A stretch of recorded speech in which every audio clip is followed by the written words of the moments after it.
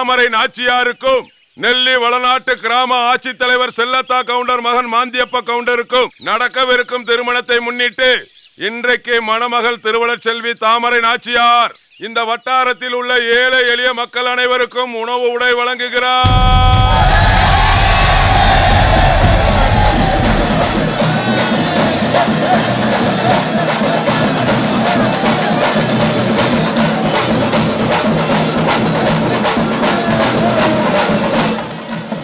என்னங்க நம்ம தாமரை நாச்சியாரோட கல்யாணம் ஊரே அல்லகலப்படுத்து பாத்தீங்களா?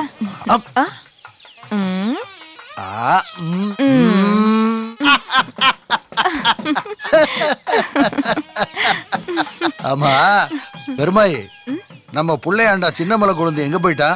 வந்துட்டாங்கப்பா. ஏப்பா சின்னமலை குழந்தை, கல்யாணத்துக்கு உன் தங்கச்சி ஏழைப்பாளையங்களுக்கெல்லாம் உணவு உடையெல்லாம் கொடுக்கணுமே, அதுக்கு ஏற்பாடு பண்ணியாச்சா? பண்ணியாச்சுப்பா. அதோ தங்கச்சியே வந்துட்டாள.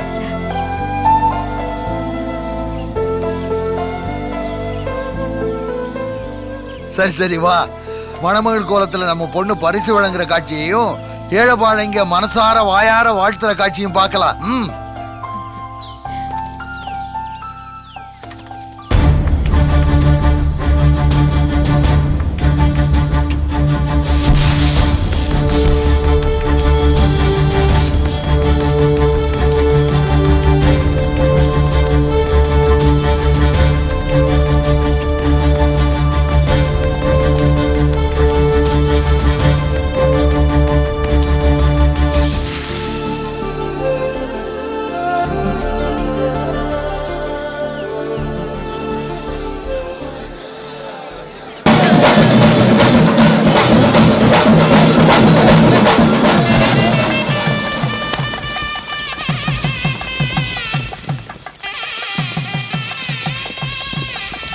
வாங்க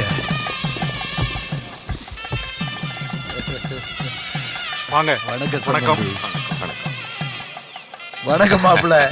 வாங்க தம்பி, சம்பந்தி வீட்டாரையெல்லாம் அழைச்சிட்டு போய் பண்ண மாளிகையில தங்க வை. விருந்தெல்லாம் தடபுடலா இருக்கட்டும்.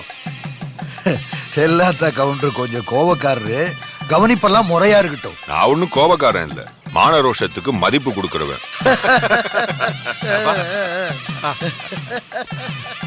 வாங்க வாங்க மாப்பிள்ள, விருந்தினர் மாளிகைக்கு போலாம்.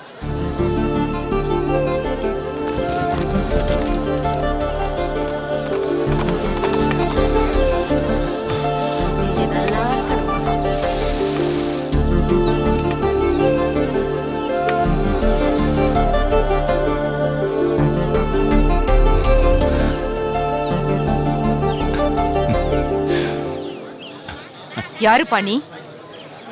இப்ப என்ன வேணும் உனக்கு? அரிசியா, கம்பா, விறகா? அரிசி சோளம் விறகு வாங்க வரல, கணவனா உன் பொண்ணு கழுத்துல தாலி கட்ட வந்திருக்கேன். டேய், யாரா நீ? நான் தாத்தே மசச்சாமி. ஒண்ணும் தெரியாதவன்னு கிண்டல் பண்ணுவீங்களே, பாருங்க.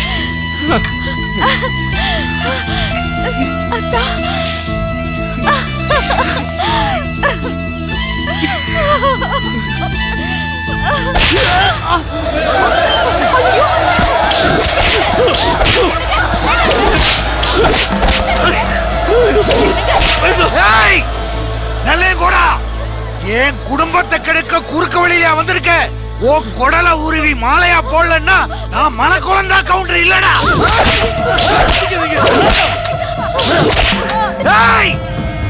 இவனை தூக்கிட்டு போய் காட்டு பங்களாவுல கரையானம் செல்லும் கடிக்கிற கொட்டடி இருக்க, அதுல போட்டு பூட்டுங்கடா.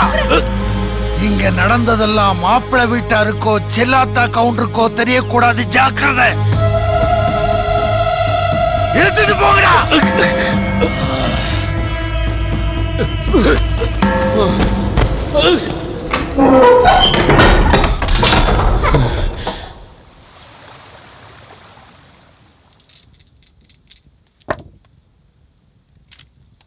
டேய் மாந்தியப்பா, இன்னைக்கு எங்க எல்லாரோடய ஒன்னா கலகலப்பா இருக்க. நாளைக்கு அந்த அழகுராணி தாமரையோட சந்தோஷமா இருக்க போற. எப்படா இந்த அதிர்ஷ்டம் எல்லாம்? எல்லாம் எங்க அப்பாவோட ராஜதந்திரம் தான்.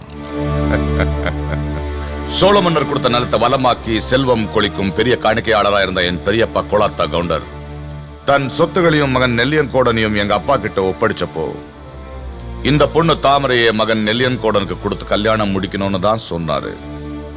ஆனா எங்க அப்பா நெல்லியன்கோடனையும் திட்டம் போட்டு மசச்சாமியா வளர்த்ததோட இல்லாம அவன் சொத்துகளையும் புடுங்கி இந்த பொண்ணு தாமரையை எனக்கு கல்யாணம் பேசி முடிச்சிட்டாரு. பிள்ளைங்களா, நடுநீசி ஆக போகுது. வெட்டி பேச்சு என்ன வேண்டி கிடக்கு? போய் தூங்க. டேய், ஒருத்தனோட அழிவுல தான் இன்னொருத்தனோட செல்வாக்கே வளருதுங்கிறதுக்கு உன் அப்பாவே ஒரு சாட்சின்னு உனக்கு இப்ப புரியுதா? போய் தூங்க போங்க.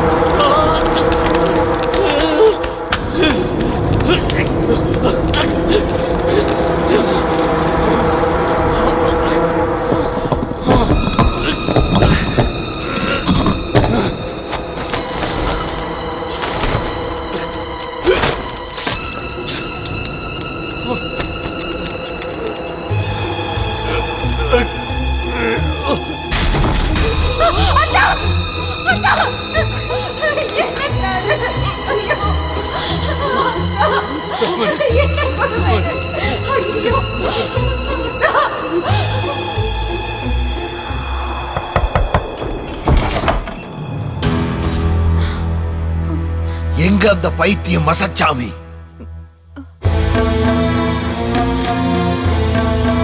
எங்க அந்த பைத்தியம்? எங்க அவன்? நான் இங்கதான் இருக்கேன் மாமா. நான் பைத்தியம் கிடையாது மாமா. ஏதோ சூதுவாது கள்ளம் கபடம் எல்லாம் தெரியாதவன். கடிக்க வர பாம்ப கூட திருப்பி அடிக்கணும்னு நினைக்காம கையெடுத்து கும்பிட்டு போயிட்டு வான்னு சொல்லுவேன். அதே மீறி அது கடிக்க வந்துருச்சுன்னா தாங்கிக்குவேன் மாமா. இதுக்கு பேரு பைத்தியமா? தாமரை, இது ஒண்ணும் சின்ன புள்ள விளையாட்டு இல்ல. விடிஞ்சா கல்யாணம். செல்லாத்தா கவுண்டரும் மாந்தியப்பனும் சாதாரண ஆளுங்க இல்ல.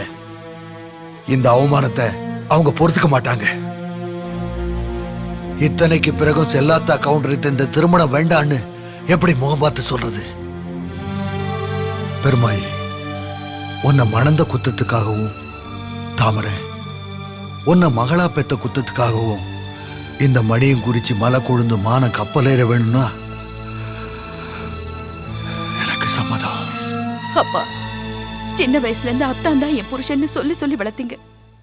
இப்ப திடீர்னு மாத்தினா எப்படி? நான் ஓடி போனேன்னா அது உங்களுக்கு அவமானம். ஆனா உங்க பொண்ணு அப்படி பண்ண மாட்டேன்.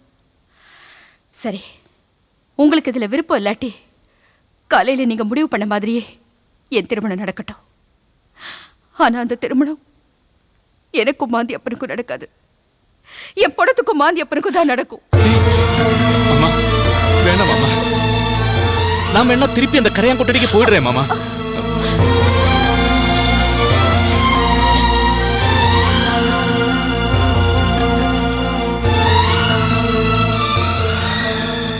சரி, நடக்கிறது நடக்கட்டும். நான் போய் செல்லாத்தா கவுண்டர்கிட்டையும் மாந்தியப்பன்ட்டையும் சமாதானம் பேசி பார்க்கிறேன். அதுக்கப்புறம் என்ன நடக்குதோ நடக்கட்டும்.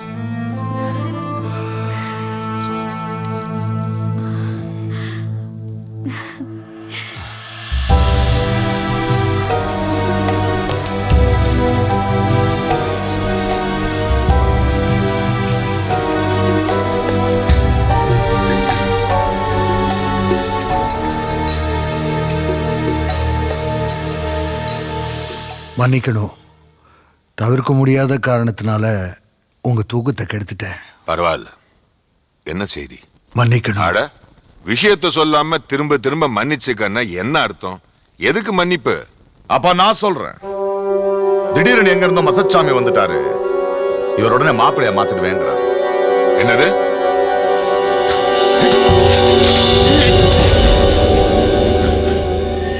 யாரு? தலையூர் தம்பியா? என்ன கவுண்டர, பொண்ணு கொடுக்கிற சம்பந்தியவே பணமாக்க துணிற அளவுக்கு என்ன நடந்துச்சு? மேல்நாட்டு அரசர் தலையூர் காளி இந்த மணவிழாவுக்கு என்னோட அழைப்பின் பேர்ல தான் வராருன்னு சொன்னேன்.